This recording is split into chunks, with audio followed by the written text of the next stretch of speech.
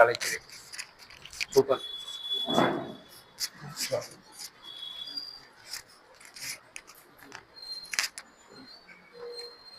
அனைவருக்கும் வணக்கம்.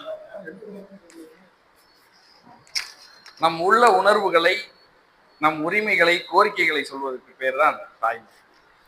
அந்த தாய்மொழியில் கூட நம் உரிமைகளை சொல்ல முடியாத கொடுமை இந்த சூழ்நிலையிலும் இந்த காலத்திலும் நிலவுகிறது என்பதை நடராஜன் பாரதிதாஸ் என்ற என் நண்பர் புத்தகமாக வடித்திருக்கிறார்.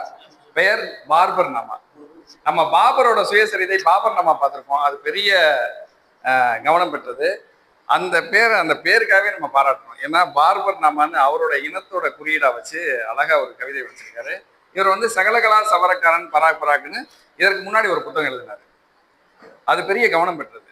அந்த வகையில் அவருடைய இனத்தின், அவருடைய குமுறல்கள், சமுதாயத்துல தனக்கு இருக்கும் நிலை அப்படிங்கிறத ரொம்ப அழகா கவிதையா வச்சிருக்காரு. அதை நம்ம பார்க்கலாம், கவிதைகளா படிக்கலாம்.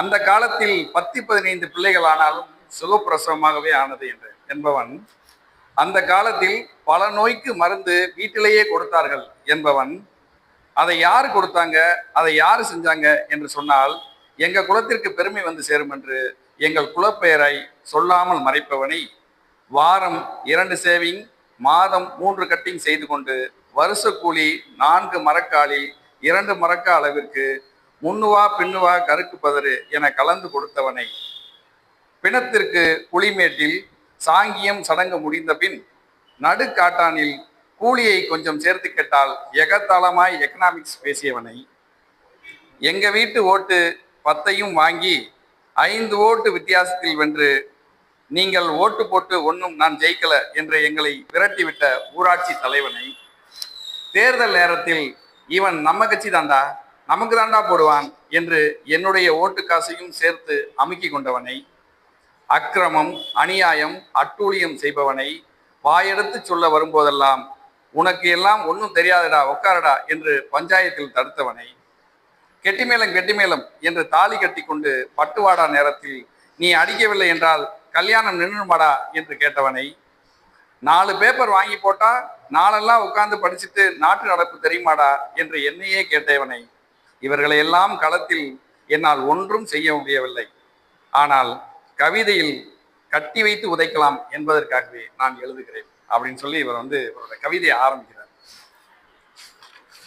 அந்த கவிதைகள்லாம் நீங்க பாத்தீங்கன்னா ரொம்ப நக்கல் நையாண்டியும் இருக்கும், அவரோட அவலத்தையும் பேசுறதாகவும் இருக்கும். பார்க்கலாம். மாரியம்மன் கூழ் வார்த்தல் திருவிழாவிற்கு ஊர் வசூலுக்கு வந்தப்ப, பண்டிதரே கோயில் நிதி 200 ரூபா கொடு அப்படின்னு கௌரவமா சொன்னவன், கூழ் வார்த்தலின் போது ஊர்க்காரர்கள் எல்லாரும் வாங்கிட்டாங்க, அம்மட்டையும் கூட வாங்கி செல்லுமாறு கேட்டுக்கொள்கிறோம் என்று பொது மைக்கில் கத்திக்கிட்டு இருக்கான். 10 ஊருக்கு கேட்கிறாப்ல. இப்படி நம்ம தயவு இல்லாம ஊர்ல ஒருத்தனும் பிறக்கவும் இருக்கவும் இறக்கவும் முடியாதுன்னு சொன்ன அப்பனின் வியாக்கியானத்தை தன் குலத்திற்கே உரிய கௌரவமாகவும் நினைத்து கொண்டிருந்தேன். பெரிய மோட்டூரின் பெரிய நாட்டாமைக்கு ஓடக்கரையில் ஒற்றை பணமரத்தடையில் அடிமயிரை சிறைப்பதை பார்க்கும் வரை, ஐயா கட்டிங் செய்து சேர்த்தார் சாரக்கடையில், கட்டிங் போட்டு அழிந்தார் சாராய கடை. அம்மா எடுத்து வரும் ஊர் சோற்றில் எந்த பருக்கையிலும் எந்த மகராசிக்கும் அம்மாவின் கைமணம் இருக்கவே இருக்காது. என்ன ஒண்ணு, அம்மா ஆக்குறதோ ஆடிக்கோ அமாவாசைக்கோ தான்.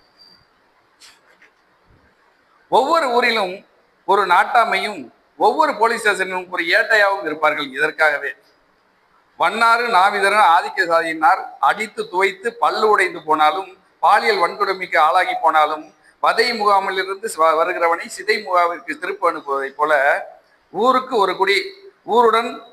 ஒரு குடி தான் இருக்கீங்க, ஊருடன் பகை வேறுடன் கெடும், ஒத்துப்போ என்று சொல்லி அனுப்ப, ஆமாம் நாங்கள் ஊரோடு ஒத்து வாழ்கிறோம், நீங்க எல்லாரும் எங்களை ஒதுக்கி வச்சே வாழுங்களா சாமிகளா. கிளிப்பிள்ளைக்கு சொல்வது போல் அவ்வளவு எடுத்து சொல்லியும் பூம்பு மாடு போல தலையாட்டி விட்டு தான் சொன்ன கட்சிக்கு போடாம தனக்கு பிடித்த கட்சிக்கு ஓட்டு போட்டு வந்த அம்மாவை மாட்டை அடிப்பது போல, நாயை விரட்டுவது போல அடித்து விரட்டினார் ஐயா. அப்படி யாருக்குத்தான் போட சொல்லி அடித்தார் ஐயா? அப்படி யாருக்குத்தான் ஓட்டு போட்டார் அம்மா? மனிதராக கூட அல்ல, மாடாக நாயாய் கூட நினைக்காத இந்த இரண்டில் ஒரு கட்சிக்குத்தான். ஐயாவை ஐயாசாமி அடித்த கதையை ஐயா சாமி அப்படின்னு வீடு வீடா ஏறி இறங்கி எனக்கு நீதி வேணும், எனக்கு நியாயம் வேணும்னு கேட்டோம். ஒரு தீர்வும் கிடைக்கல. இன்னொரு நாள் ஐயாசாமியை ஐயா நிறைபோதையில் வாய் தவறி திட்டியதற்காக ஊரே வீடு தேடி வந்து ஒவ்வொருவரும் ஒவ்வொரு தீர்ப்பு சொல்லி போனாங்க. ஊர்ல வாழணுமா வேணாமா? நீ என்ன பெரிய மயிரா, நீ பெரிய மயிரா, நான் பெரிய மயிரா என வெளியே சண்டை போட்ட எல்லா மதத்தின் சாதி மயிரும் ஒன்றாயின என்னுடைய மயிர் கூடையும். எங்கள் ஐயா சவரக்கடை திறந்து ஒவ்வொரு நாளும் முதல் வேளையாக தான் படிக்கிறோமோ இல்லையோ வருவோர் போவோருக்காக தினசரி தினத்தந்தி உண்டியலில் 7 ரூபாய், தினமலர் உண்டியலில் 7 ரூபாய், தினகரன் உண்டியலில் 7 ரூபாய் என ஒரு நாளைக்கு 21, வாரத்திற்கு 147, மாதத்திற்கு 630, ஒரு வருடத்திற்கோ 7665 ரூபாய் செலவு செய்வார். வாழ்நாள் முழுவதும் இவ்வளவு தொகையை எல்ஐசியில் போட்டிருந்தால் கூட உன்னை காப்பாற்றி இருக்கும் தந்தையே, இறந்த பிறகு எங்களையும் காப்பாற்றி இருக்கும்.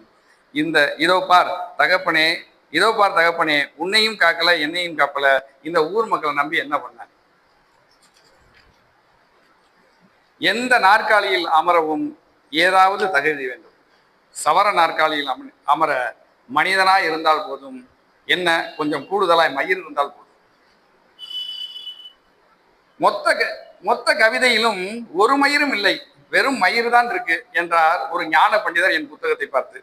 சரிதான் ஐயா, என் கவிதை முழுவதும் மயிர் மயிராய் இருந்தால் நான் சரியாகத்தான் எழுதுகிறேன் என்று அர்த்தம்.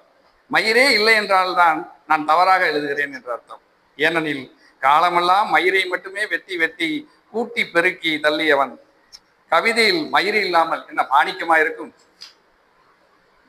ஜாதி, மதம், ஏழை பணக்காரன், ஆண்டான் அடிமை, உயர்ந்தோர் தாழ்ந்தோர் எல்லாமே மனித நேயத்திற்கு முன்னால் ஒரு மயிரும் இல்லை என்பதை உங்களுக்கு 7 கிழதை வயதாகும் போது பட்டு தெளிவீர்கள், படித்து அறிவீர்கள். ஆனால் நான் சின்ன வயதிலிருந்தே சவரக்கடை நடத்தி தெரிந்து கொண்டேன்.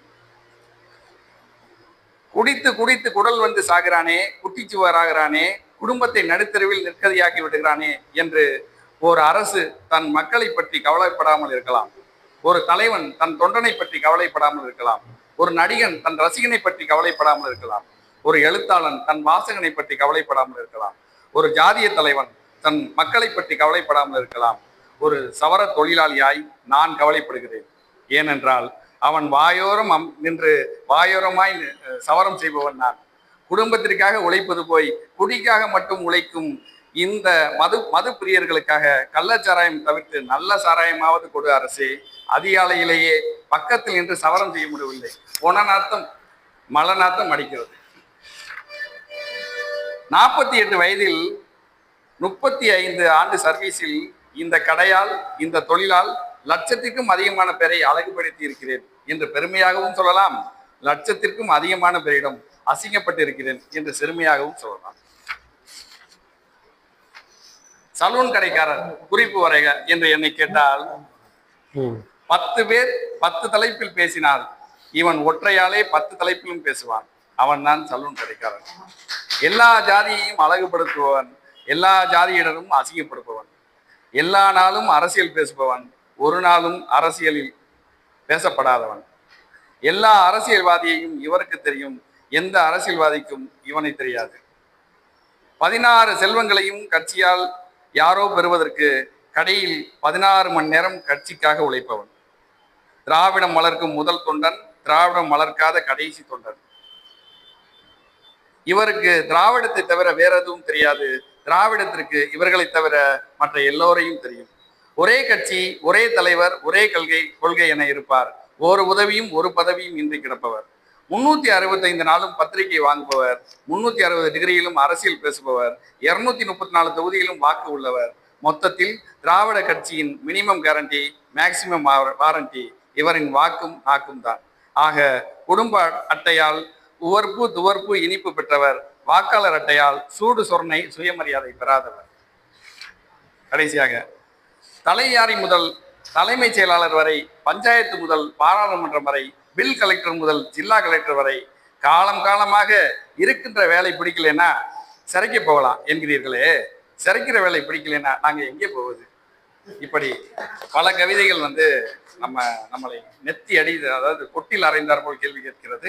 இந்த புத்தகம் பேர் பார்ப்பனாமா. இது எதற்காக இன்னைக்கு செலக்ட் பண்ணனா, தாய்மொழியில் கூட தங்களுடைய அவலங்களை சொல்ல முடியாத நிலையில் இன்றும் பல ஒடுக்கப்பட்ட சமூகத்தினர் இருக்கிறார்கள். அதற்கு ஒரு ஒரு குறியீடாக நான் இந்த புத்தகத்தை நன்றி வணக்கம்.